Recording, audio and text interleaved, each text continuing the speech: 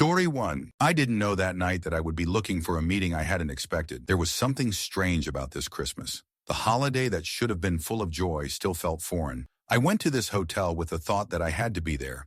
By obligation, just show up. No expectations, no joy. I knew that, as always, I would stand in the corner, watching, and that in a couple of hours I would return home, not noticing how time had flown by. The snowflakes dancing in the streetlights made me feel like this time was about to disappear.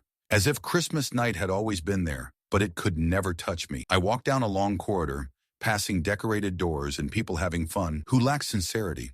When I came to the hall where the guests were gathering, there was a lot of noise and laughter. People were dancing, hugging, discussing their affairs, but I felt like an outsider, as if I shouldn't be there.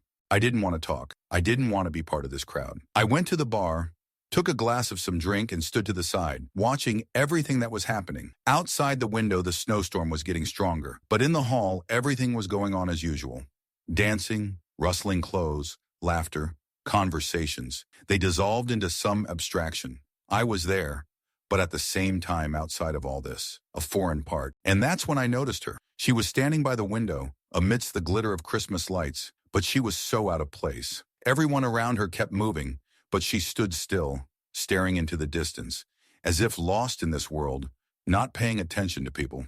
Reflections of the lights flickered in her dark hair, but there was something deep in her gaze that made me stare at her. I didn't understand why she had caught my attention, but something about her was so different from everything else I had seen. I don't know how she did it, but her presence was strong, perhaps even frightening. I suddenly realized that even though she was here, at this party, she didn't belong here. She seemed somehow removed from reality. It was strange to think that I, someone who usually avoided deep reflection at such parties, could suddenly feel such a connection with someone I didn't even know.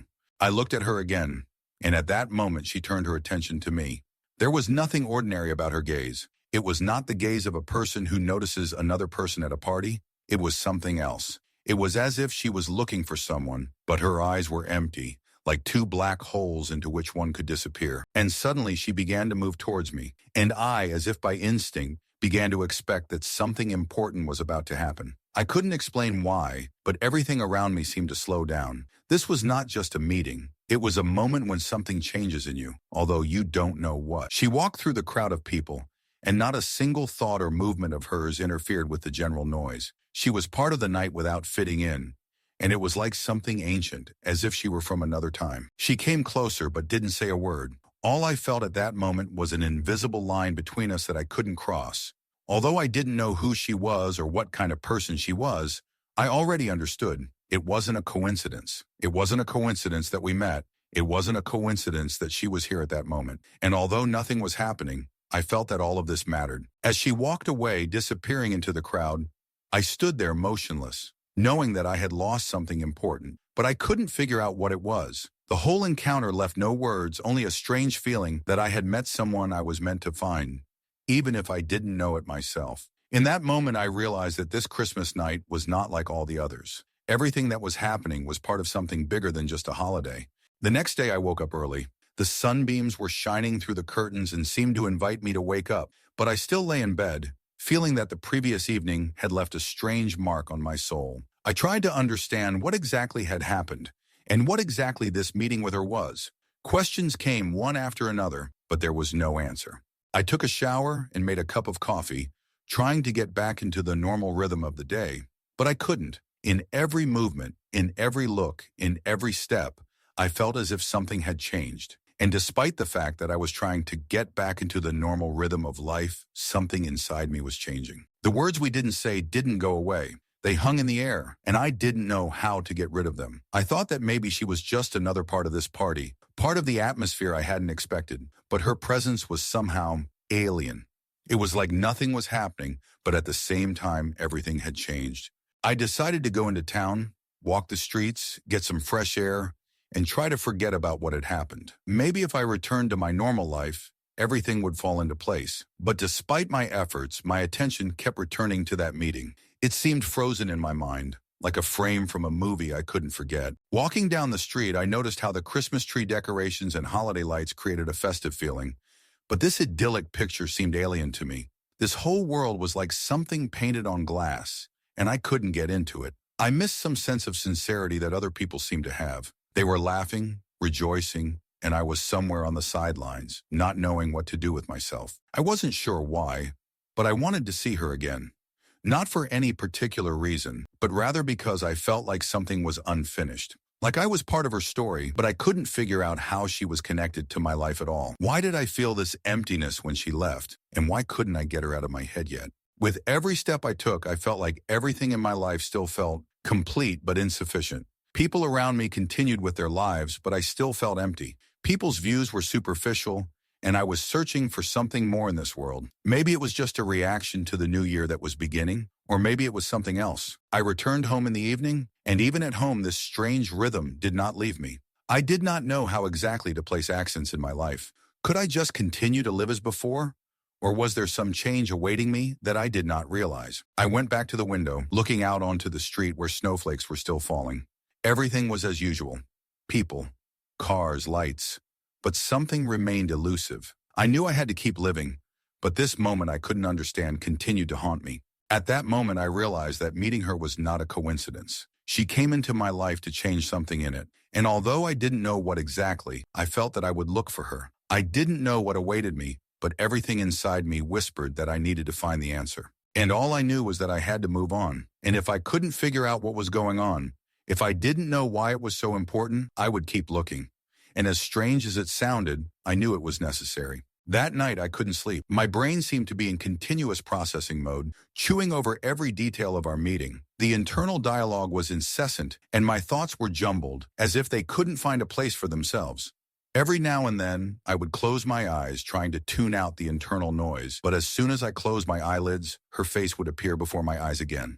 I felt lost and at the same time on the verge of something important. But what exactly? It was more than just interest. It was a feeling that I had to understand something. At first, I tried to brush these feelings aside, saying that maybe I was just stressing too much about something insignificant.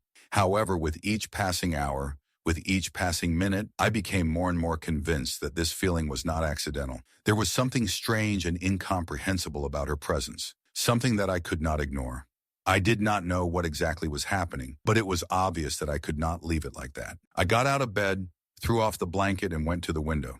Beyond it, the city was drowning in snowy silence. Everything was covered with a white blanket, and only rare passers-by moved along the street like shadows, disappearing in the frosty air. It was an evening when the world seemed to freeze, and in this frozen time, it was especially hard for me. I felt like a part of something unknown, as if I was standing on the verge of some discovery, but it still remained beyond my understanding. Deciding that I needed at least a little distraction, I went outside. Maybe a walk would help clear my head.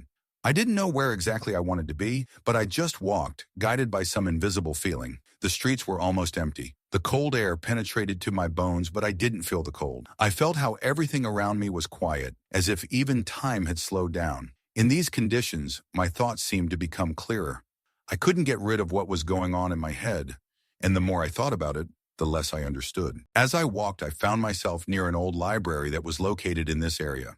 The building had not been renovated for a long time. Its stone walls were covered in moss, and the windows were tarnished with age. However, despite its appearance, this library had always been something special to me. The locals probably didn't even notice it, but for me it was like a treasure trove of knowledge. I had come here many times to read, and I always found something calming in its silence. In this library, you could get lost in the books and forget about everything for a while. Now I needed exactly that, to switch off from this anxiety and think about something else. It was dark inside, with only a few dim lights illuminating the shelves of books. I walked past them, inhaling the smell of old pages, and at one point I stopped at one of the shelves. I didn't know what I was looking for, but I was intuitively drawn to one book. It was lying on a shelf among other volumes, its spine a little worn, but the title seemed familiar to me. It was a book about mystical creatures and phenomena that were rarely spoken about out loud. I opened it, and the moment I began to read, everything became clear in my head. That day, that meeting, it was not a coincidence. The book spoke of a force that can influence people, of unknown creatures that one can only guess about. And when I read those lines, it was as if images connected to what I had experienced appeared in my head.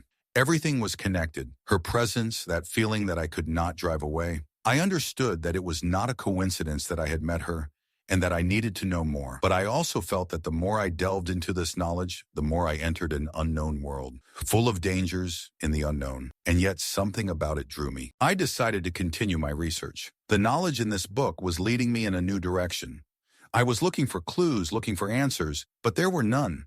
And instead of finding what I was looking for, I was only delving deeper into this world, which was becoming more and more incomprehensible.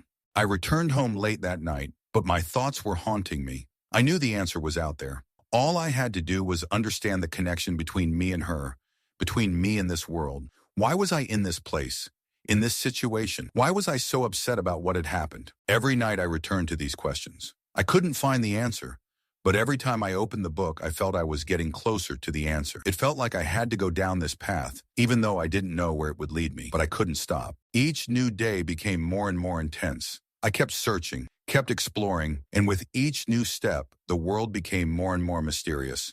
More and more answers remained invisible, but I knew that one day I would uncover them. Now, I couldn't go back to my old life. This world that had opened up to me was too important to just close and forget. I didn't know what was waiting for me at the end of this road, but one thing was clear: I had to move forward. It became clearer to me every day that I couldn't just walk away from what had happened. That meeting, that book, that strange feeling, none of it left me alone. I tried to get back to my usual routine, to work, but my thoughts kept returning to her. Sometimes when I stopped to catch my breath, her eyes, her look, would pop into my head again, and something inside me whispered that she wasn't just a casual acquaintance. I tried again and again to push these thoughts away, focusing on the tasks at hand. I told myself that all of this was just a figment of my imagination, nothing more. But deep down, I knew that it was not so. There were other mysteries in my life, no less important, but I could not forget that night, that strange conversation, that moment when I felt that something was wrong. I began to spend more time studying the book I had found in the library, but the more I read, the more questions arose. Did such creatures really exist? And what happened in the places she wrote about? I didn't know where to start looking, but I was sure that she was somehow connected to what I was feeling. I couldn't rest in the thought that she, too, knew more than she was saying. Every night I couldn't sleep, and if I did, I'd wake up in the middle of the night in a cold sweat, with the feeling that someone was watching me. It was a strange feeling, like someone was standing next to me and watching, and I couldn't tear my eyes away from the dark corner of the room where something seemed to be hiding. But as always, there was nothing. A few days passed, and I decided to go back to the same coffee shop where I met her. I hoped that she would be there again, or at least that I could find answers to my questions by noticing details that might have eluded me that day. But when I walked in, I felt uneasy. The coffee shop looked the same as before, cozy, with warm lights in the windows and the smell of freshly brewed coffee. But something about the place was different. There was something in the air that made me feel uneasy, like I was on the brink of some predictable but inevitable event. I made the decision to sit at a table by the window, trying to collect my thoughts and calm down. In my hands, I held the very book I had been reading lately. Each page brought me to a new, strange understanding of what was happening around me. I couldn't explain it, but I felt like I was on the edge of something great, something that could completely change my view of the world. With every word in the book, I felt myself getting more and more entangled. I felt like I was starting to see things that had been hidden before, but I still couldn't connect the dots. The story the book was telling me was full of vague images and symbols, ancient creatures, lost civilizations, rituals, ancient spells. It all seemed important, but too confusing. Sometimes I felt like I was one step away from discovering the answer, but it kept slipping away like smoke. When I looked up, I thought I saw someone standing at the other end of the coffee shop. It was a strange sensation, as if time itself had fixed its gaze on me. I quickly looked back at the book, feeling a chill down my spine. But I looked again, and as if in a fog, I saw her. She was standing there by the window, not moving, not paying attention to me. She was the same as that day, and in her eyes I felt that strange feeling again. She knew something more. But what? She didn't come up to me, didn't speak to me. Like the first time, I could barely tear my eyes away and immerse myself in the book again. I tried to think, to analyze, but her presence was unbearably sharp. My hand nervously clutched the edges of the page. I didn't know what to do. Everything in her behavior indicated that she was expecting something. What? Maybe I was part of some big plan. Maybe I was the one who was supposed to find what was hidden in these pages. Suddenly, she was gone, just as she had appeared. She simply vanished into thin air. I jumped up from my seat, hurried to the exit, but there was no one there. I looked around the entire street, empty. In that moment, I realized that everything I had been experiencing was not an accident. It was something more, and I might have become a part of something that I could not just walk away from. And the answers I was looking for now seemed closer than ever. But what exactly I was looking for and how to figure it out, I did not know. One thing was clear: I could not stop. Every day I felt more and more like I was being pulled into some kind of abyss where I was losing control. In some places, it seemed to me that I had already outlived all possible boundaries of reality, and now I was in a world where there was no place for usual perception. I was like in a labyrinth, and even when I managed to find the exit, I returned to the starting point, having no idea what exactly brought me here. My life had become a kaleidoscope of images, noises, and vague feelings. I noticed strange coincidences more and more often. From time to time, it seemed to me that I was meeting people I had already seen, although I had not noticed their presence before. And sometimes I felt someone's gaze on me, as if someone was watching my every step. All this was so elusive that I could not determine exactly whether it was true or whether my own fears and experiences were giving rise to these feelings. One evening, as I was returning home, I again felt that something was wrong. The noise in the house was strange, not like usual. I knew that no one should be in my apartment. Inhaling, I opened the door and immediately noticed that the air in the room was cold. So cold that my fingers immediately turned white from the cold. I took a few steps inside and felt my gaze catch on something that had been previously unnoticed. Windows. Strange. They were closed, but somehow the air in the room was so cold, as if someone had opened them. It felt as if I was inside a frozen, misty sphere where time and space were distorted. I looked around the room. Everything was in its place: the table, the chair, the books. But there was something elusive hanging in the air, and I couldn't quite figure out what it was. I felt it. Although it wasn't there, it was somewhere nearby, in the air, in the space between the walls. I couldn't help but remember the moment when I first met her in the coffee shop, and how strange things had immediately started happening in my life. She was more than just a person, and now I couldn't shake the feeling that she was still there, watching, waiting for me to do something. Everything that happened at some point became part of her game. I took a book off the shelf, and it was the key to the mystery. I tried to understand what was written on those pages and how it all connected to what I was experiencing. But the more I read, the more I felt everything around me blur, turning into something indefinable. The words on the pages began to seem not just letters, but parts of something ancient and powerful, as if I were breaking some ancient secret, calling upon something that should never have been awakened. Time passed, but I couldn't concentrate. Only images of her face, her eyes, and even her whisper, which I seemed to hear somewhere in the dark corners of my consciousness, were spinning in my head. I felt something slowly begin to pull me in, absorb me. I didn't know how this path would end, but I understood that it was already impossible to go back. Then suddenly I heard footsteps, not mine, and not from outside the window. The footsteps were coming from a dark corner of my apartment. I stood up, paused for a second, trying to figure out what was happening. My eyes darted around the room, searching for some kind of explanation. But the more I searched, the more I felt the space around me changing, as if reality was beginning to blur. The shadows began to move, and something strange began to happen to them.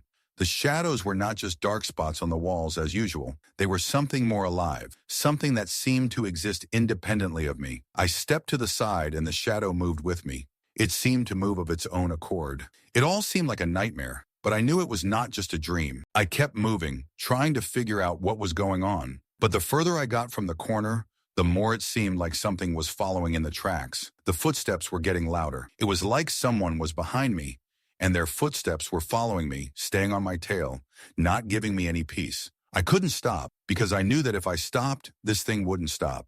I took a few quick steps toward the door, but the moment I tried to grab the handle, it suddenly jammed. I pulled it again, but to no avail. The footsteps became louder, and I realized that something very strange was happening right in front of me. Forces that I could not explain seemed to be pulling me to this place. My blood froze and I felt her gaze. The shadows in the room began to thicken, forming vague figures that began to approach me. I tried to fight it, but the more I resisted, the more I felt reality blur and disappear. And then, at that moment, when I almost did not feel myself, everything around me was swallowed by darkness. I realized that I was not alone. The darkness did not leave me. I did not know how much time had passed when this strange silence came. There was nothing around, no light, no sounds. Only emptiness that filled all the space. Everything felt as if I was in the center of an abyss, where there is no time and no space. And yet I knew that it was not ending. This was only the beginning. At first I thought I could move, but my steps were heavy, as if I was trying to walk on sticky sand. The air was thick, as if each breath pulled an invisible weight behind it. In this silence, I began to feel her presence. It wasn't just a feeling, like someone standing next to me. No, she was part of this emptiness, part of what surrounded me. My mind tried to push the thoughts away, but they kept piling up, like a whirlwind that could pull me into this darkness forever. I didn't know how I got here. I didn't know how to get out. But at some point I realized that running from this was impossible. This place offered no escape, no comfort. It wasn't there to save. It was there to hold me, to force me to face what I couldn't understand or accept. I stopped and looked around. The walls, or what should have been walls, were strange. They shimmered, shifted, as if they had no solid form, as if this was not the real room, but a distorted reflection. I tried to make out details, but the shape of these walls shifted, making it hard to see clearly. I knew this was no place for normal people. But who was I? With every step in this space, I felt my senses and perceptions begin to break. I could not say what I saw, but what I only imagined. In this place, where laws unknown to me ruled, reality began to manifest itself with other, alien forms. Walls, half ruined and unnaturally curved, merged with the shadows. And in these shadows, I heard quiet whispers, but I could not understand what they were saying to me. Suddenly, the darkness around me began to move. I froze. The shadows slowly came to life, as if obeying some unknown will. They filled the space. Their shape changed, forming vague outlines that came and went. I tried to focus on something, on any object, but it was all in vain. A feeling arose in my head that all this was happening for some purpose, and I was just a pawn in this game. As I took another step, my fingers felt a resistance, as if something invisible was holding me by the shoulders.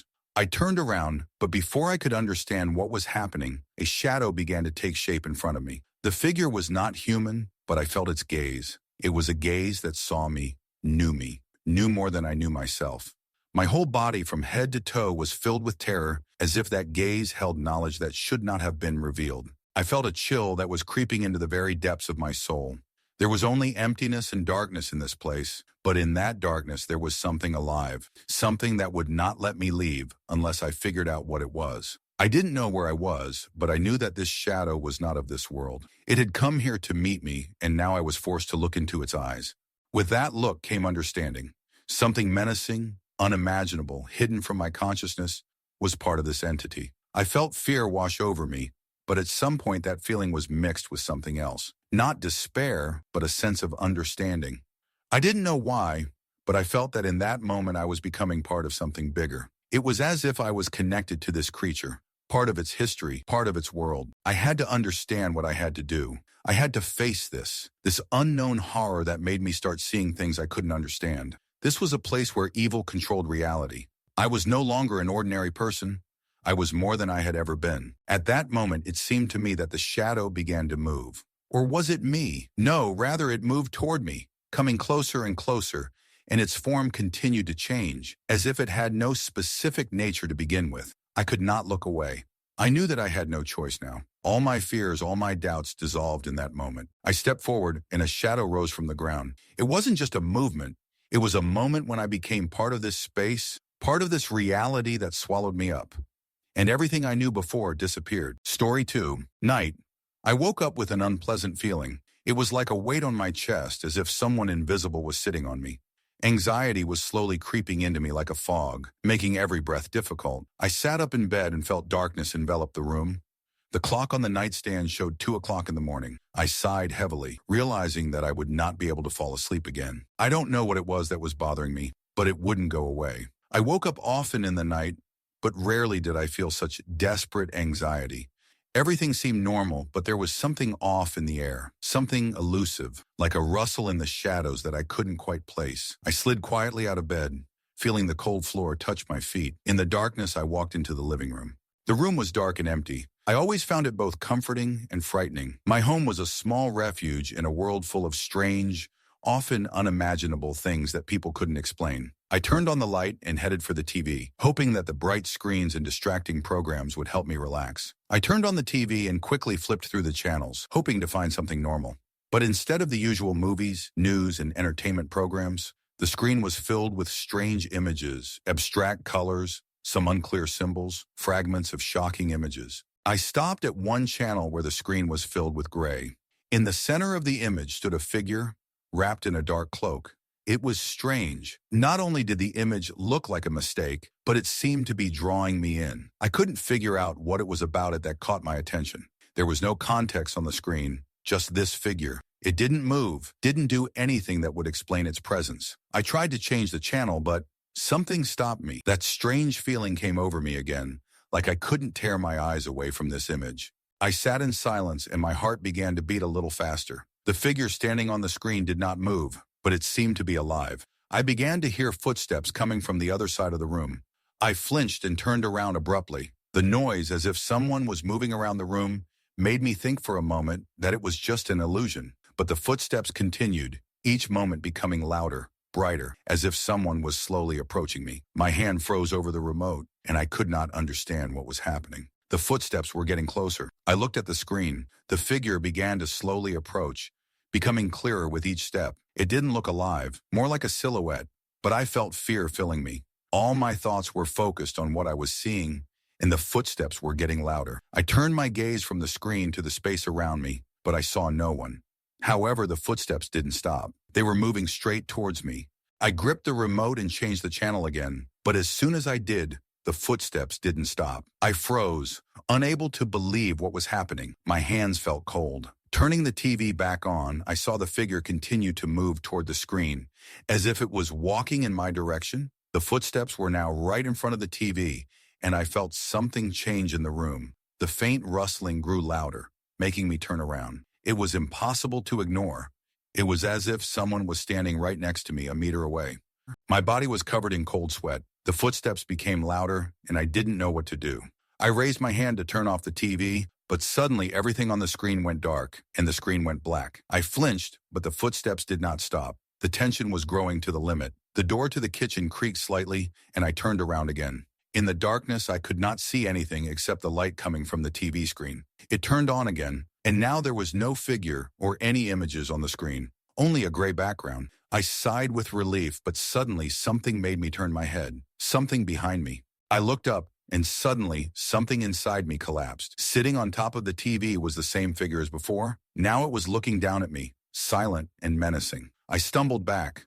My heart was pounding so hard it felt like it was going to burst out of my chest. As if pulled by some invisible magnet, I couldn't take my eyes off it. Fear gripped me, and I began to realize that I couldn't run away. Before I could even process what was happening, a figure suddenly jumped off the TV and straight towards me. I didn't have time to react. It was on me. I felt something invisible squeeze my neck, and then I was overcome with a horror I had never felt before. I threw myself at the TV, knocking the remote control to the floor.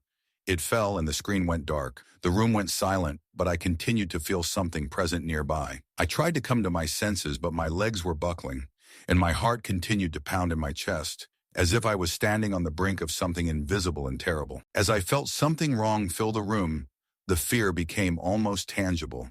I didn't know what was happening, but I couldn't shake the feeling that every corner, every shadow now held something alien and dangerous.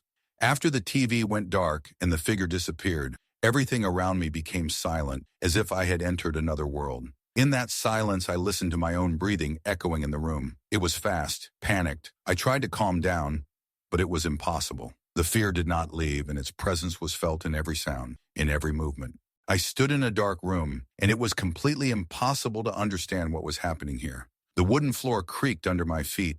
The air was damp, and there seemed to be this eerie silence stuck in it. Trying to collect my thoughts, I walked toward the lamp, hoping to dispel the darkness a little. My hands, shaking, barely held the switch. When I tried to turn on the light, the lamp flickered and then went out completely. From that moment on, everything got even worse. At that moment, I realized that something was very wrong. The dark room, lit only by the dim light that was coming from under the door, made everything even more frightening. I didn't know what to expect. A feeling of uncertainty and fear was paralyzing me. I stood in the middle of it all, trying not to panic, but the fear didn't let me breathe calmly. Peering into the darkness, I noticed a strange stain on the wall.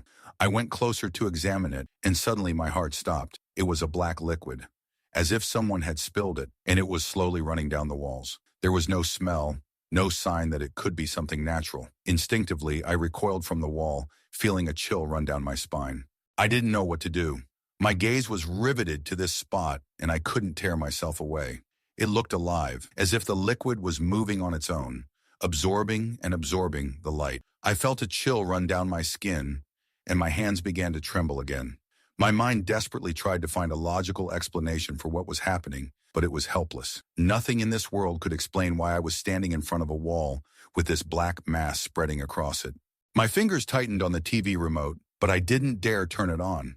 I already knew that what was happening wasn't stopping, but rather getting worse. I stood in the dark, in my empty living room, feeling the shadow thickening around me, not allowing me to get up and take a single step. All I wanted was to go back to bed, curl up in the blanket and forget about this nightmare. But my legs wouldn't move. I continued to stand there, looking at this strange spot, and the liquid kept moving, crawling along the walls and growing. Sometimes I thought it might move on to me. I moved away from the wall, but the feeling that this liquid was watching me didn't leave me. It was as if it was waiting for me to take a step. When I finally took a step back, my hand instinctively reached for my phone. I tried to call the police, but the phone screen I had just unlocked showed that same figure. I froze. This time I could see her eyes, owl-like, empty, sinister. She was staring at me from the screen as if she were right there in my room. I tried to push the thoughts away, but they crashed into me with such force that I could barely breathe. All I felt was terror, a terrible feeling that I had lost control of the situation and that I had nowhere to run. My lungs were filling with air with difficulty, and I felt my head starting to spin. I looked around, trying to figure out what to do. The liquid crawling up the walls looked more and more ominous, and I suddenly realized that it would not stop unless I did something. Gathering up the last of my courage, I stood up and headed for the door. My head was in panic, but I knew that if I stayed here, I wouldn't get out alive. My hands were shaking. My legs seemed not to obey me, but I had to get out. I went to the door and pulled the handle, but before I opened it, I heard footsteps again, footsteps in the hallway. They sounded so distinct that it seemed to me that someone was slowly approaching me. I froze. The footsteps were heavy, as if the ground beneath someone's feet was being squeezed with each step. Panicked, I opened the door and rushed into the hallway. My heart was beating fast, and the world around me was starting to blur, like in a nightmare. I wanted to run, but my legs wouldn't move, and everything around me was becoming more and more unbearable. In the darkness, I felt how the air became heavy and how something invisible continued to follow me. I quickened my pace, but I was haunted by the thought that I was not alone in the house. As I ran out into the hallway, I still couldn't shake the feeling that something was watching me. I could hear footsteps following me, like an invisible shadow, something that shouldn't be in this house. I glanced over my shoulder, trying to see who or what was standing in the darkness, but all I saw was emptiness, growing more menacing with every step. I didn't know what to do. My mind was desperately trying to piece together the pieces of reality, but everything was blurring into a terrifying fog. My thoughts were racing from one absurd idea to another, but none of them gave me an answer to what was happening. I couldn't understand what this force was, what kind of creature was hunting me, or why it was so obsessed with my presence. I remembered the television. When the screen went dark and the figure disappeared, it seemed to me that it was some kind of warning. I tried to understand what that scene meant. What was happening at that moment when I saw the figure walking across the screen? What kind of creature was this? Why did it come to me? I headed back to the living room, and as soon as I entered the room, my heart sank in horror. The TV was on, and the screen was gray, as if someone had turned it on with a remote control. The screen showed nothing but this muddy color, as I expected. But something was wrong. The TV was emitting a faint glow, and its flickering became more intense, as if it was trying to hide something. That was the moment when I realized that it was not just a coincidence. The TV was not turned on by accident. It was turned on by someone or something, and for a reason. It was intentional. I stood by the screen, watching as it gradually began to show a picture, albeit a vague one. And again, the same figure that had been standing on that screen appeared. She stood in the same position I had seen her in before, but this time the image was more detailed, as if it was approaching me. The figure moved step by step, the sound of her footsteps getting louder with each movement, and I felt like my legs were unable to move. This was not just a picture on a screen. This was something much more real than I could have imagined. The footsteps on the screen merged with the footsteps in the room. I couldn't figure out what this strange coincidence was. Maybe it was my mind going crazy, or maybe it was real. Something I couldn't see that could come for me. I stood in the living room, fear gripping me. The TV screen was now completely filled with the figure, and its approach was becoming more and more threatening.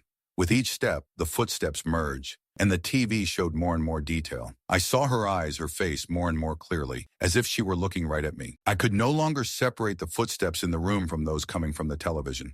They blended into one, and I stood there spellbound, unable to take a step or shout, even if I wanted to. My heart was pounding so hard that I felt it reverberating in every nerve, in every cell of my body. As the figure approached, the TV screen suddenly went dark. I breathed a sigh of relief, but the feeling only lasted for a few moments. The footsteps continued, and now I could no longer distinguish them from the actual footsteps in the room. I looked up, and what I saw made me go cold. On the shelf above the TV stood the same figure. She wasn't moving. Her cloak was fluttering, but she was there, standing there looking at me. I didn't know how she got there, but she was there, and her eyes were looking straight into mine. I tried to move away, but my legs wouldn't obey me. I was frozen with fear, not knowing what to do. I couldn't shake the feeling that the figure was everywhere, that its presence was felt in every corner. It was real, even if it wasn't visible, and I couldn't shake the feeling that it was watching me all the time. I tried to think of a way out, of an answer, but the whole room was against me. Then the figure moved. It came toward me. I couldn't understand what was happening, and I desperately tried to turn the TV back on, hoping that it would help me, that it would somehow bring everything back. I jumped for the remote, but at that moment the figure took a step and slid off the shelf. And then she was right in front of me. I heard her approach slowly. Her footsteps were no longer on the screen, but right here in real life. I couldn't believe my eyes. She was too close, and her hands were reaching out to me.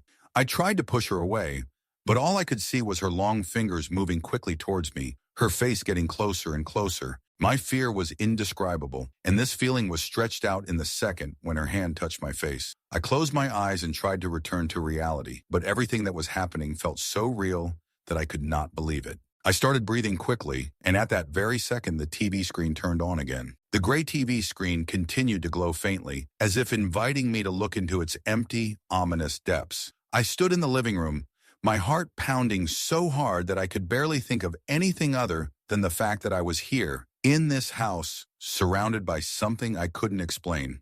My eyes involuntarily slid back to the screen, unable to tear themselves away. I knew I shouldn't look, but something inside me made me do it. There was nothing there on the screen but an endless gray void. The figure was gone, but I felt its presence as clearly as if it were standing right in front of me. I felt like I could feel its breath, its gaze that pierced me through the screen.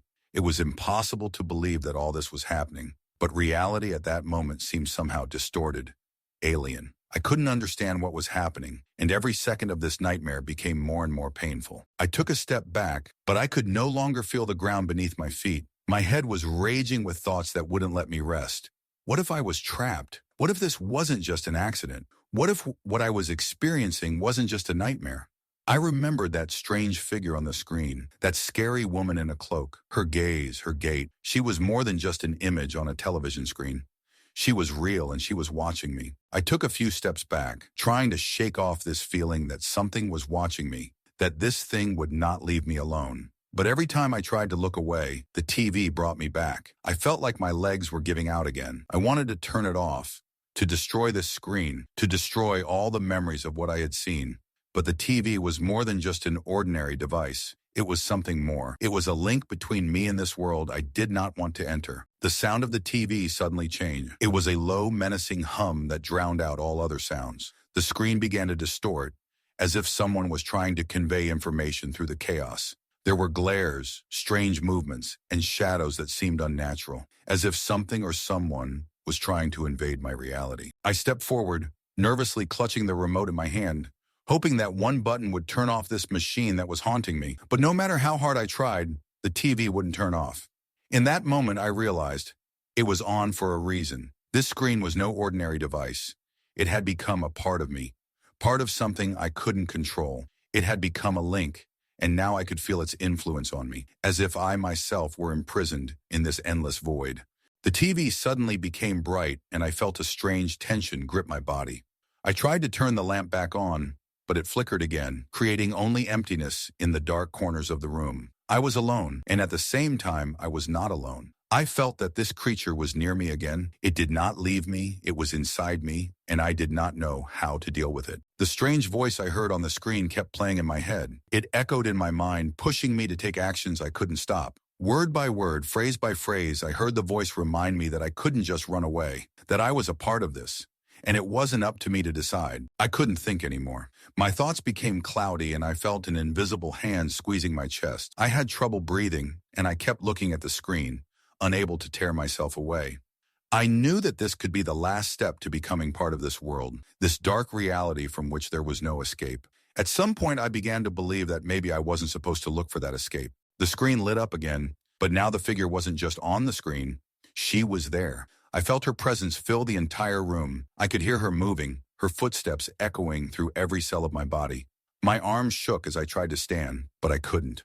My eyes couldn't tear themselves away from what was happening on the screen. I was tied up, and in that moment I realized that I was no longer alone. The entity that was chasing me was part of this world, and I was part of its world. Now I couldn't go back. I was trapped here, in this house, in this empty, dark reality, where I couldn't be sure of any of my movements, any of my breath. As I left the last step, I saw the TV screens distort, and I didn't need to watch anymore to know that I could no longer escape this curse. I couldn't understand what was happening, but the feeling of hopelessness wouldn't leave me. I was on the brink of something terrible, unable to stop. Every movement was desperate.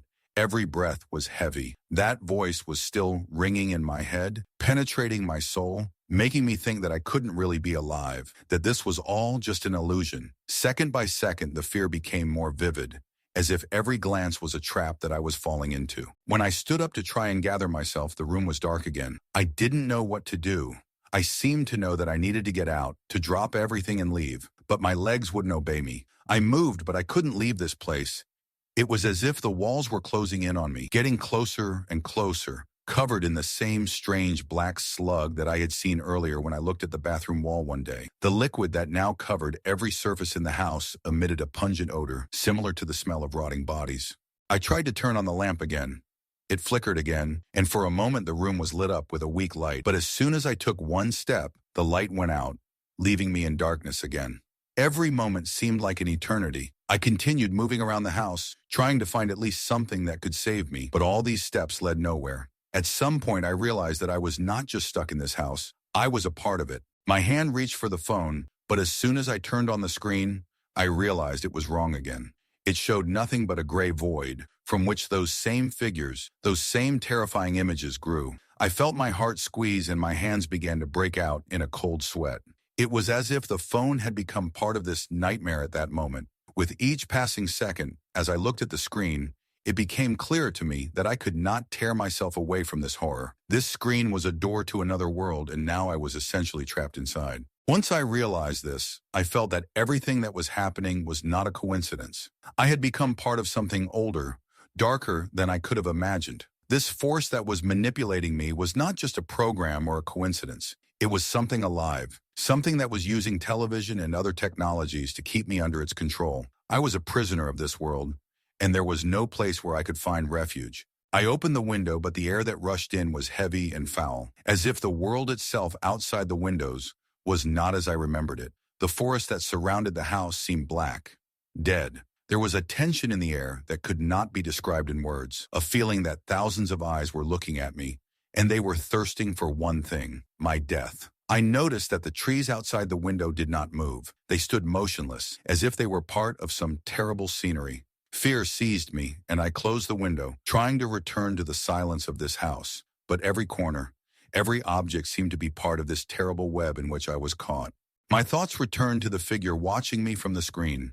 I couldn't shake the feeling that she was getting closer. Her presence became tangible. I couldn't see her physically, but she was in every shadow, every sound, every glance I cast around me. I felt her, as if she was standing next to me, and no matter what I did, I couldn't escape this nightmare. I tried to gather my strength and return to the living room. My gaze met the TV screen again, but this time it was not empty. There was that same cloaked figure again.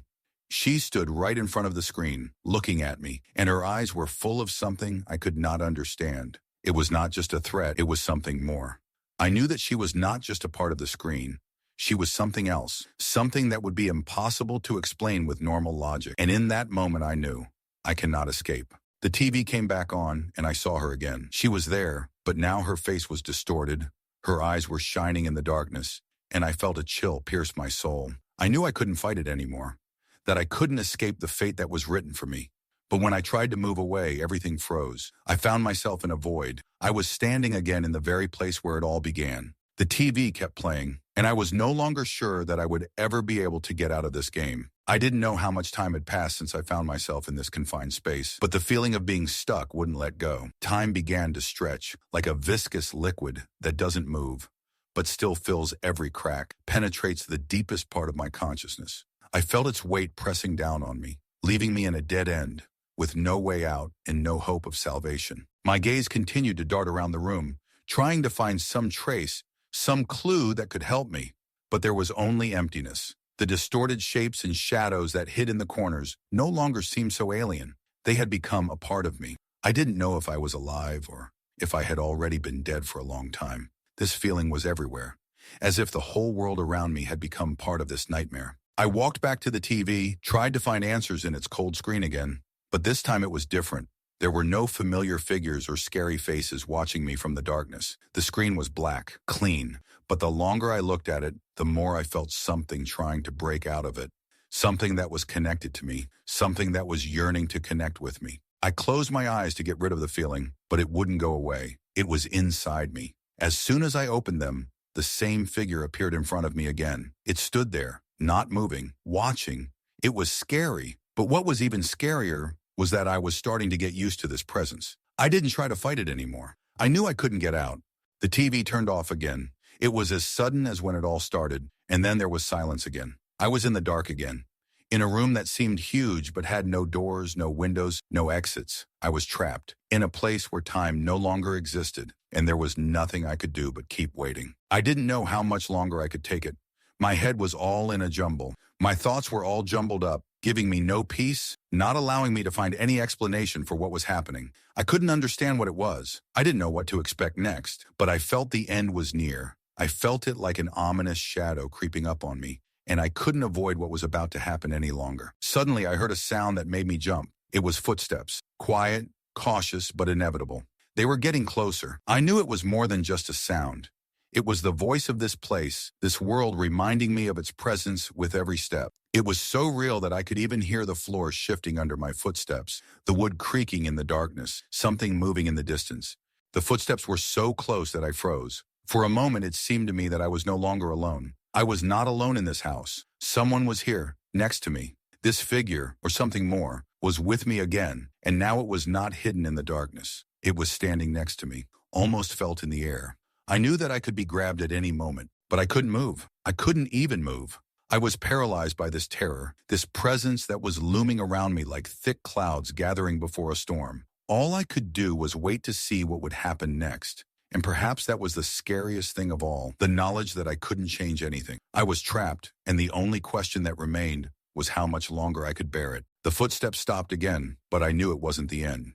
I knew that this time, when something came out of the darkness, it would be much worse than before. I felt like there was a moment coming when there would be no turning back. And then, as if in answer to my thoughts, the screen turned on again. It was not the expected return of that figure. It was something else. Only the words appeared on the screen. "You have come too far. You cannot return."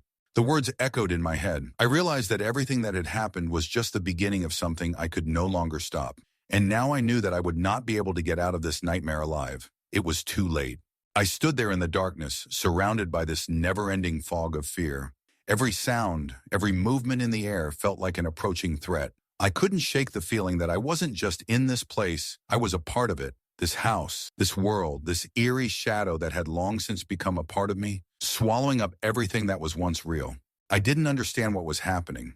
This place, it was more than just a nightmare. I knew it was all connected to what had been happening since I first turned on the TV, but now I couldn't find the connection. Everything was jumbled, torn apart, like a web with no beginning or end. And in this labyrinth, I wandered without hope. My gaze fell on the screen again. It was black, as usual, but now there was something new on it. Not words, but a picture. It was the same altar I had seen in that strange place. It was exactly like the one in the memory, only now it was covered in a dark, viscous liquid. This place seemed almost like the personification of everything worst I feared. The feeling that this place was alive, that it could swallow me up, became even stronger. I stepped closer. The screen went blank again, but I couldn't look away. I knew I shouldn't have continued, But something inside me compelled me to keep watching. And then, as if in answer, a figure appeared before me. It wasn't just familiar. It was Sarah. The same look, the same broken light in her eyes. But it was different now. There was no longer the soft warmth that had once been in her smile. It was a look filled with a dark knowledge that she no longer belonged in this world. She was something else, and I was no longer sure that she had ever been alive at all. I started to walk back, but I already knew I couldn't leave. This place was my end, and I knew Sarah was here, but she wasn't the same person I knew. She looked at me, and that feeling, it wasn't of this world. She wasn't just standing there. She was part of this nightmare, part of what had consumed me. A moment later, the screen flickered again. The force of it made me blink. When I opened my eyes, I was not where I had been before. I was standing on the edge of that same altar, surrounded by a dark, empty space. I felt the ground beneath me shake, something move in it, as if it were coming to life. And I realized that I was once again faced with that same decision. I couldn't run away anymore. There was no way back. I was here forever. Then in the distance he appeared, the horned man, holding a shovel, just like in that nightmare. He was just as cruel and ruthless. His steps were firm, confident. He came toward me and I felt his presence. It was so real that I didn't even need to look to know that he was there, next to me. He raised his shovel, and I knew that nothing would change. I was doomed. The moment the shovel touched my head, I knew that all of this was meant for me. All of this was happening so that I would end up here, in this endless darkness, in this hell. And there was no place for me in this world anymore. As soon as I felt the blow, the world around me collapsed. There was no more light, no more darkness. There was only the sense of an end that came not as something sudden and unexpected, but as an inevitable moment that had been foreseen, built into the very fabric of this place. I realized that I could no longer feel, could no longer think, because I was part of something greater, something that left no room for me. I was just a part of this darkness, a part of this end. And when I finally felt myself being carried away, sinking into that abyss, I realized that I could no longer return, and I didn't want to. After all, that end was nothing other than my liberation from everything that had ever bound me. Sarah, this world, this horror, it was all part of what had brought me here. And now that I was in this place, I knew that nothing mattered anymore. This was forever. Story 3. I woke up to someone pounding insistently on my door. My brain was in a panic trying to figure out what was going on, but after a moment I realized it couldn't be anything important. I was in my little Bristleton hotel, and all I had to do was get up and go back to my routine. The pounding didn't stop. It was the third time in a month that Claire had woken me. I didn't need to look at my watch to know she was there. I knew perfectly well that she worked to the minute. It was her job to wake me, to punish me for sleeping in again without doing my job properly. I rose from the bed, my legs feeling like they were barely holding me up. My head was empty, as if I hadn't slept at all, and every minute of this short sleep was a treasure I wasn't allowed to enjoy. I was tired, that much was obvious. Claire, who seemed to have learned to decipher my rhythm over the last few months, never missed a moment to remind me of my responsibilities. I was a loser, a local boy, sinking deeper and deeper into the filth of his life. The room smelled of damp and unused towels, left behind by guests who hadn't thought about what they needed to bring. I dressed, barely able to feel my limbs. Everything was as usual, gray and empty. All I could do was realize that life had become a gray shadow of what it could have been. I walked up to the door and grabbed the handle, but I knew from the start that this was going to be more difficult than usual. Claire wasn't just knocking, she was literally standing there, and that wasn't normal. No one in this building kept that kind of behavior to themselves. Usually we bumped into each other half asleep, but something was wrong. I opened the door, and her eyes immediately told me that this wasn't going to be a simple conversation. Brennan, do you realize that you've already been unbearable 3 times this month? Do you realize that I'm losing my patience? Her words didn't cut. They were like cold rain falling on your head, leaving no chance for salvation. I had no excuses. I knew I was failing at my job, that I was wasting my time on trivial things I should be focusing on. I was broken by this place. This hotel was my prison, and in fact, my life was a prison. I knew she was right, but I didn't know how to get out of it. I didn't know how to fix what was already broken. I went back to my room, leaving Claire with her anger and tension. Time seemed to slow down. I stood in the hallway, feeling the fog from the past days wash over me again. It was a feeling that would not go away. It was all around me, in every movement, in every step. I looked at the window, and as if out of habit, I opened it, letting fresh air into the stuffy room for a few moments. The sounds of the city were distant, almost like sounds from another reality, But it was so far away that I no longer felt anything but emptiness. I felt a cold wind that slightly burned my face, and it seemed to me that this was the only moment when I could be a little free. But this freedom, as always, was fleeting. When I got back to my car, I tried once again to figure out what was going on in my life. These trips home, every time, like clockwork. I left so as not to be late for work and returned, increasingly tired. On the road, it seemed to me that I could forget about everything a little, just listening to music and breathing in the air that was as fresh as it was empty. But no trip could help me forget. As I stepped onto the country road, the fog enveloped everything, forcing my eyes to adjust to the heightened perception. This fog was not like the fog in ordinary places. It was like a murky canvas that hid something more than just bad weather. As I slowly moved on, I noticed that even the air seemed to have stopped moving strangely. Even the sounds were silent. Suddenly it was quiet, very quiet. I had to pause to realize how strange everything was. Before I knew what was happening, I started to get nervous. I pulled out a cigarette and lit it, hoping that some habit would help me calm down. I sat in the car, losing track of time. Suddenly, this fog began to seem more than just a natural phenomenon. With each passing minute, it became something more ominous than just bad weather. When I decided to stop, get out of the car and look around, I felt a real sense of unease. I didn't know what I was looking for, but I knew that this feeling was what I needed to experience. Almost like a premonition that something was about to happen that I couldn't understand. Something that was out of the ordinary. My body was protesting, but I couldn't stop. I sharpened my senses as if trying to figure out what was hiding in this strange, penetrating fog. When I got back in the car and drove on, the fog continued to follow me, like something was coming next, but I had to go back. I didn't know what was waiting for me at home, but I knew one thing. There was something strange about this place, this moment, this journey. I returned to my hotel room late, but I couldn't shake the feeling of unease. Even in the dark room, I sensed that something was wrong. Running my hand over the dirty mirror, I noticed how my reflection didn't match what I felt inside. It looked tired but calm, as if nothing had happened. But inside me, there was something different. In my head, I couldn't shake the feeling that I was standing on the threshold of something important, something I couldn't explain. And although this hotel was just a temporary shelter on my journey, here, in this place, I felt that something was changing. Suddenly, there was another knock on the door. I jumped, not expecting it. It was faint, but precise, like clockwork.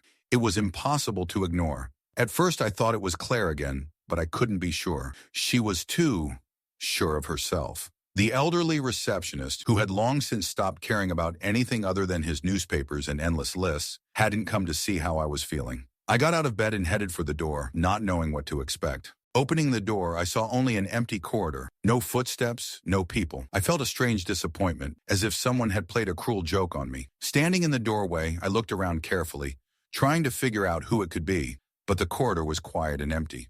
I returned to the room, again feeling how that invisible weight began to squeeze me. The knocking disappeared, but I continued to feel that something invisible was bothering me. Normally, I would have dismissed it as just a mind game. Normal stress. But this time I couldn't just brush off the strange sensations.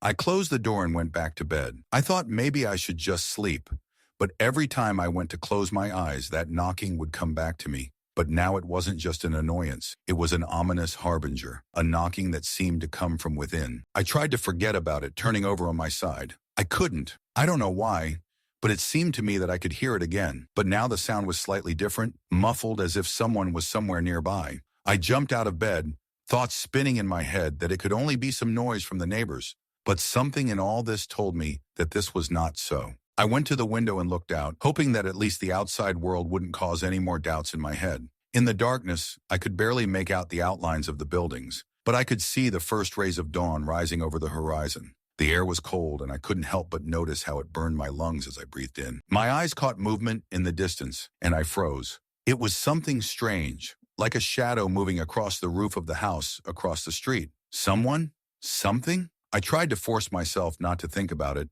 but the shadow moved too quickly, as if the night itself was trying to hide its identity. Without thinking twice, I returned to my room. Everything was quiet behind the door, but this sudden fear that something was wrong continued to haunt me.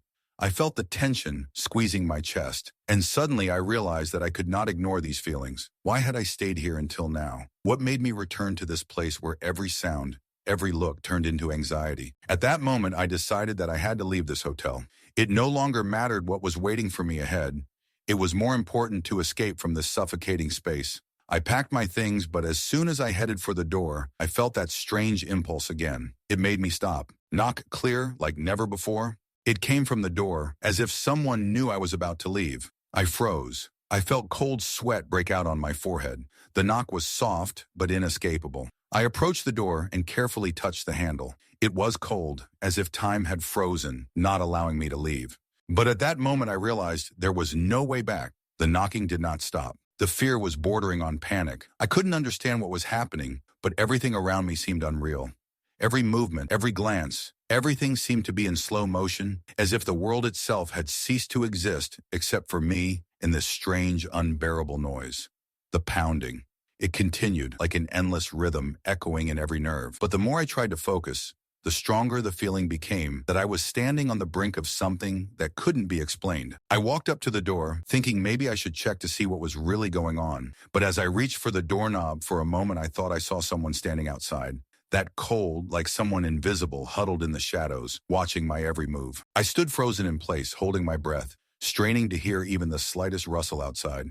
Nothing. Complete silence. But still, like a fog in my mind, I felt something was wrong. Why couldn't I just open the door? Why couldn't I just leave? My hand, still on the handle, was shaking. I decided to open the door, to do it no matter what. Maybe only the evening winds would greet me on the street. Maybe it would just be a strange illusion. But this feeling, this premonition, was too strong to ignore. I took another step towards the door, and lo and behold, the door handle slipped into my palm. A moment when the silence finally broke and the door began to open. But there was nothing behind it, an empty corridor, as before, with its dim lighting, which had already begun to irritate my eyes. I felt some kind of coldness piercing me through. The knocking that I had heard so persistently disappeared. This feeling of uncertainty did not go away, but on the contrary began to thicken. I stepped into the hallway, unable to cope with the feeling of the abyss that opened up before me. My footsteps sounded loud, like an echo. But here's what was strange. I didn't hear any other footsteps. The entire hallway was dead. The floors, when I walked on them, seemed wooden, like antique furniture. There was no life in it. It seemed that I was the only living being that still existed in this place.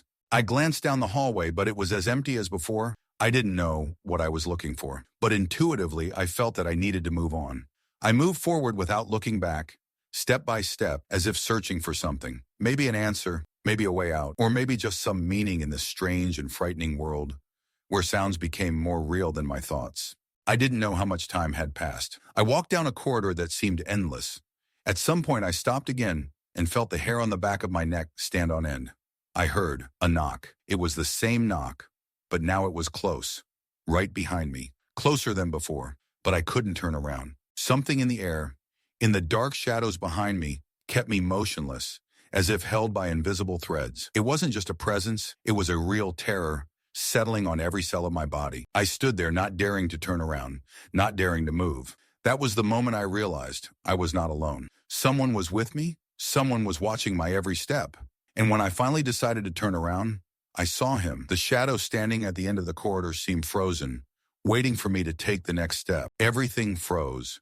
It was as if time and space had merged in my head. I felt something inside me screaming at me to run, but my body wouldn't listen. The shadow gradually began to move toward me, slowly, as if the darkness itself was beginning to converge on me. At that moment, I finally felt that fear was no longer just an emotion. It was a part of me. The shadow was too real, too close to ignore. I felt my heart beat faster, and all I could do was stand there, frozen, waiting to see what would happen next. The shadow took another step, and just as I was bracing myself for the worst, the hallway began to shake, a soft but distinct ripping noise, as if something was squeezing the space around me. I closed my eyes, praying for it all to go away, for me to wake up and realize it was just a nightmare. But I knew I wasn't dreaming. I opened my eyes, the shadow was gone. I stood in the hallway, feeling my thoughts being torn apart.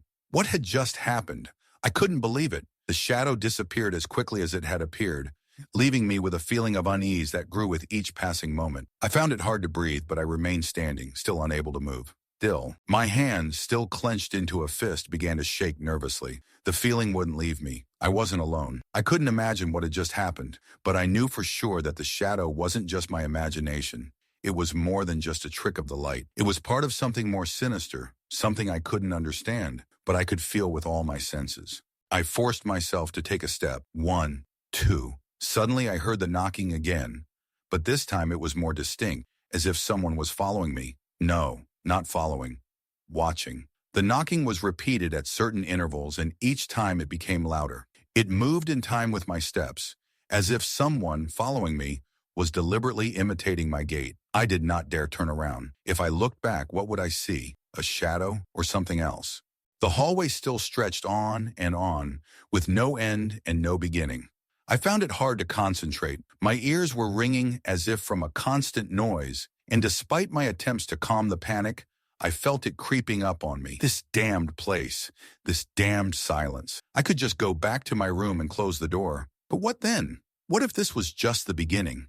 What if I stayed in this house forever, hiding from something I didn't understand? What if I ended up going crazy?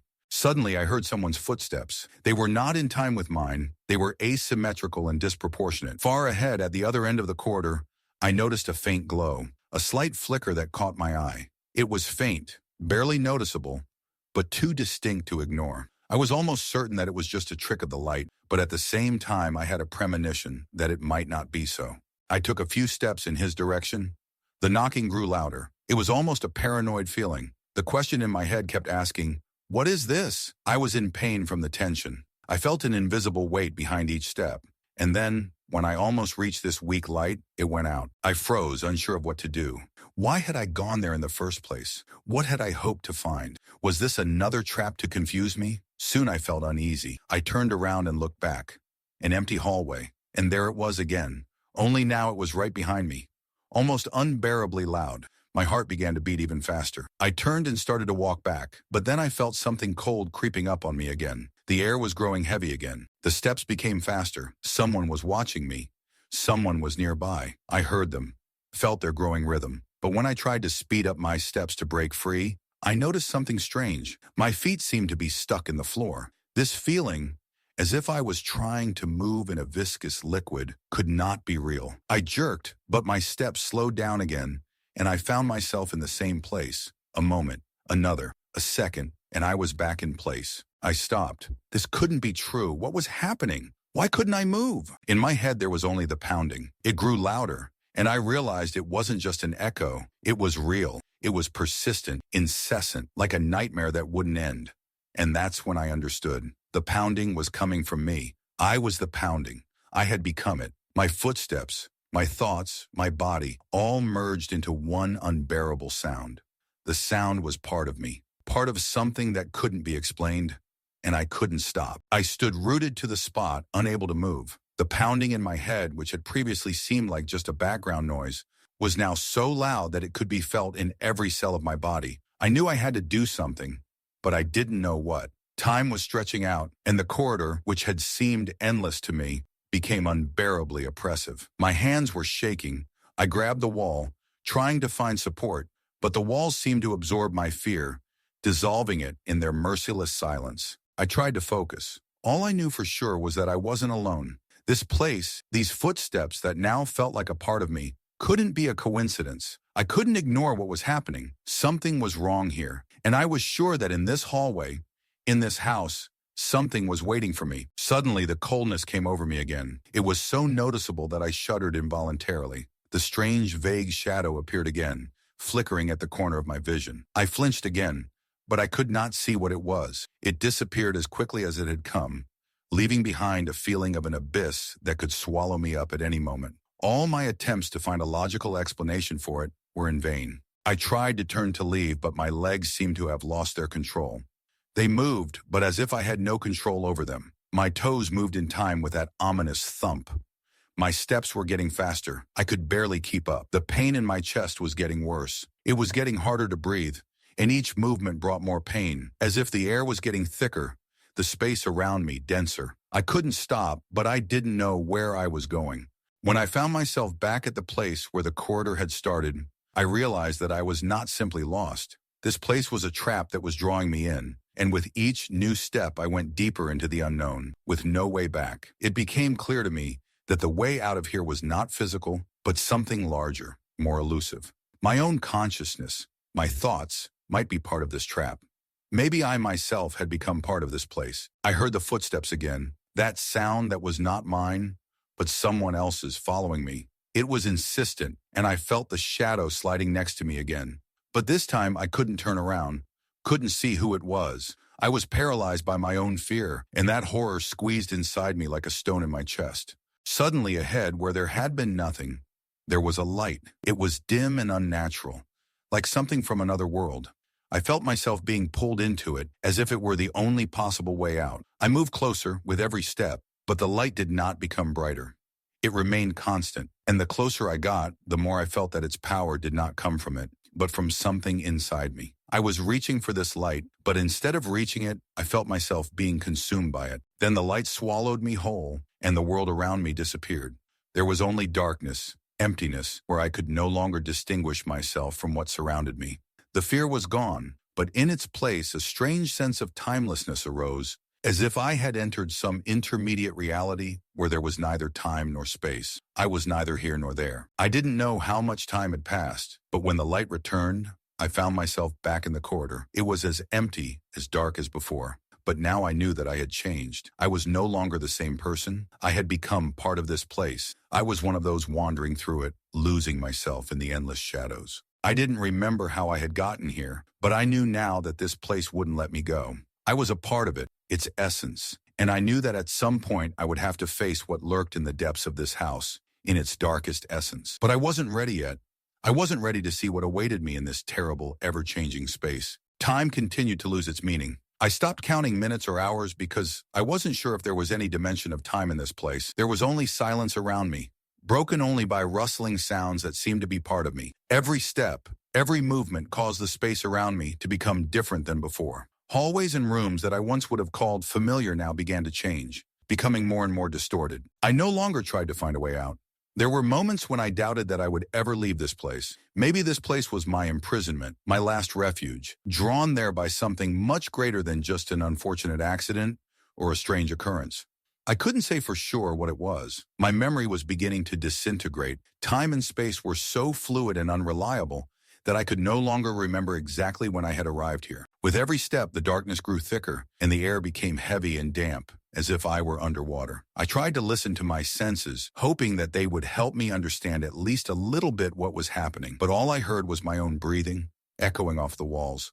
Even my heart seemed to be working harder. Every sound and every movement seemed unnatural, as if I was in some kind of dream from which I could not wake up. I knew something was wrong, but I couldn't say what. It felt like I was part of this place, this strange world, and no matter what I did, no matter where I went, it still pulled me in, deep into it, into its very essence. I tried to find something familiar, but everything was alien. I noticed that the walls were starting to get covered in some kind of slimy film, and sometimes it seemed to me that they were moving slightly, as if I were inside an organism that was slowly but surely absorbing me. I touched one of the walls with my hand, and it trembled slightly, responding with some kind of soft and wet resistance. This sensation was frightening, as if the entire structure of this place was alive. Everything around me was one whole. Every step I took brought more fear, but at some point I realized that it wasn't just physical fear. It was like a feeling of fear in my soul that I couldn't shake off. I wanted to scream, but the sound of my voice disappeared into the air, becoming part of the silence. I didn't even know who I could scream to if I dared. There was no one here. I was alone, and yet I knew that I wasn't. Suddenly, I noticed a light in the depths of the corridor. It was strange, almost foggy, and could not illuminate everything around. It was somewhere far away, as if beckoning me, inviting me to enter. But what was behind this light, I did not know. Perhaps it was another distorted reflection of what I had seen before, but I could not ignore it. I felt that this light was my only chance, my only way. I walked towards the light. Each step felt heavy, but at the same time I knew I couldn't stop. The light was drawing me in, and I couldn't seem to resist. It felt familiar, but not like I knew it. It wasn't light as I had imagined it. It was cold and empty, devoid of warmth, like darkness that reflected itself. As I got closer, I saw that the light was probably not light at all. It was simply an area where the darkness had become less dense. The air was lighter in this place, but it still felt unnatural, filled with something inexplicable. I took another step and stopped, realizing that I couldn't just walk through this light without knowing what was behind it. I felt a strong pressure in my head, as if I was on the verge of going crazy. My brain was trying to understand what was happening, But in this place, in this state, I could not collect myself. All thoughts merged into one general feeling, a feeling of incomprehension and fear. I tried to move again, but suddenly I felt something forcing me to stop. It wasn't a choice, not a decision, but rather the fact that I couldn't move anymore. I was tied to this place, to its power, to its eternal darkness.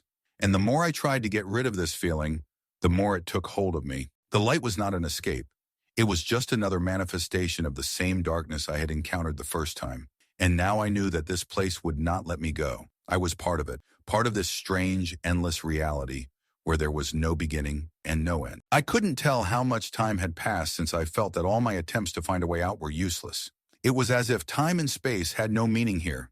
They didn't exist. I continued moving through the corridors, but they became more and more confusing and unbearably alien. Now I knew that I was lost not only physically, but also in my mind. I was trapped not only in this place, but also in my own thoughts. Every move I made seemed pointless, but I kept moving. The darkness was covering me like a thick blanket, and I felt the same fear that had gripped me from the very beginning. I tried to remember how I got here, but my memory was unclear, like a fogged glass. All my attempts to find any details of the past were in vain. Sometimes I stopped listening to the sounds. There was a strange but constant rustling in this place. It seemed to me that it was something that followed me. It was not the sound of footsteps or breathing. It was something more, hidden. I did not know what it was, but at some point I realized that it was my own reflection, the echo of my steps in this empty, endless space.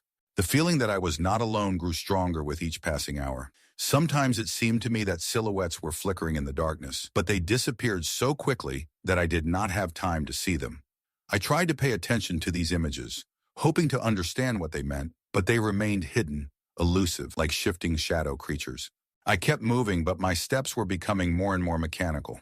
My legs refused to obey, and my heart began to beat faster again, feeling an inexplicable anxiety. I knew that with each step I was getting closer to something, but what it was, I could not understand. Was this salvation, or was this another deception, another trap that was pulling me into even greater darkness? I felt the air around me growing thicker again. It was heavy and sticky, almost viscous. I tried to breathe in deeply, but the air felt stuffy, like a musty basement. My nose brought me a strange smell. It was like musty earth and something rotting, but despite its unpleasantness, I couldn't get rid of it. It merged with this place, filling every space, leaving its mark on my consciousness. Suddenly, a door appeared in front of me. It was the same as all the others, but at some point, it seemed to me that it was different from the others. Its surface did not have the flaws that the other doors had. No cracks, no traces of time.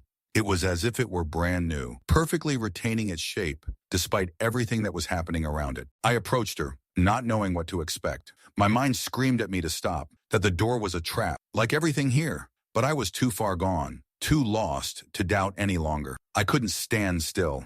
Every moment I remained motionless felt terrible. I reached out and touched the door. It felt strange. It was cold, but at the same time it vibrated, as if it were radiating some invisible force. I felt these forces begin to penetrate me, as if I had become part of something I could not understand. I slowly turned the handle. The door swung open with difficulty, and I stepped through. The darkness fell upon me again, but this darkness was different. It was thicker, denser, as if I had entered another dimension. It was as if I had opened a portal to an even deeper darkness, but I could not retreat. Everything around me seemed more than just space. It was something alive, something that sensed my presence.